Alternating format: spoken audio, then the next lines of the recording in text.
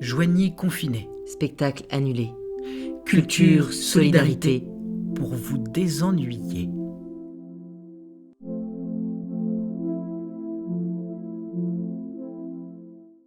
Maintenir l'art vivant au cœur de la cité. Faire un art de relation, Continuer le partage, l'échange, la circulation des pensées, des esthétiques. malgré cette fermeture généralisée. Voilà ce que les artistes du collectif font depuis le début du confinement. Le collectif Pandar, c'est aussi l'expression d'une utopie, de camaraderie, Bref, confinés aux quatre coins de la France, chacun dans des situations particulières, voici l'expression de la générosité des artistes qui nous offrent de nouveaux textes, de nouvelles voix. Isabelle Gouzou. actrice que vous connaissez bien pour l'avoir vue rayonner dans les dernières nuits maillotines. Brillante dans des personnages hauts en couleur, Forte en gueule parfois, poétique toujours. elle a choisi une langue belle, simple. Extrait, juste la fin du monde, Jean-Luc Lagarce.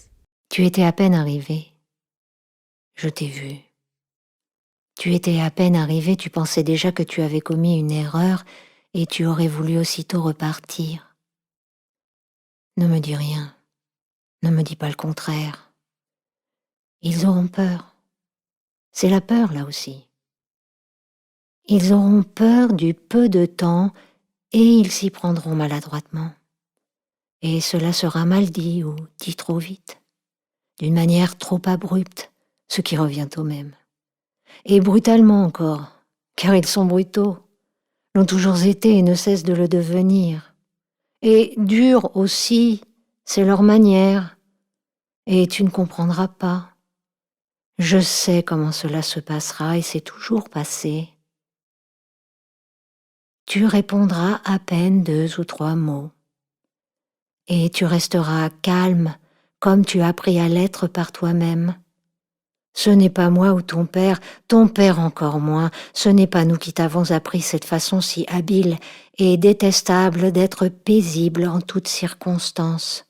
Je ne m'en souviens pas, ou je ne suis pas responsable.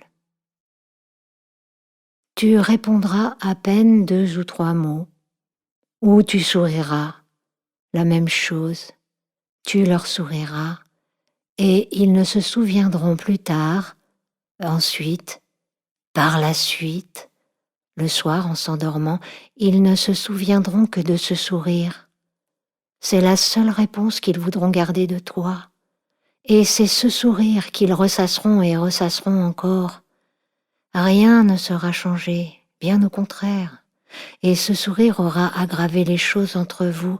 Ce sera comme la trace du mépris, la pire des plaies. Elle, Suzanne, sera triste à cause de ces 2 ou 3 mots, à cause de ces justes 2 ou 3 mots jetés en pâture, ou à cause de ce sourire que j'ai dit.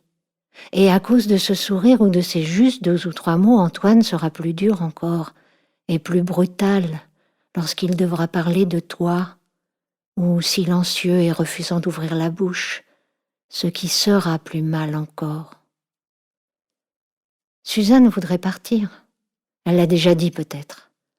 Aller loin et vivre une autre vie, ce qu'elle croit, dans un autre monde, ces histoires-là. Rien de bien différent si on s'en souvient, je m'en souviens, rien de bien différent de toi, plus jeune qu'elle, et rien de moins grave encore, le même abandon. Lui, Antoine, il voudrait plus de liberté, je ne sais pas, le mot qu'il emploie lorsqu'il est en colère. On ne croirait pas à le voir, mais souvent il est un homme en colère. Il voudrait pouvoir vivre autrement avec sa femme et ses enfants et ne plus rien devoir. Autre idée qui lui tient à cœur et qu'il répète, ne plus rien devoir. À qui? À quoi? Je ne sais pas.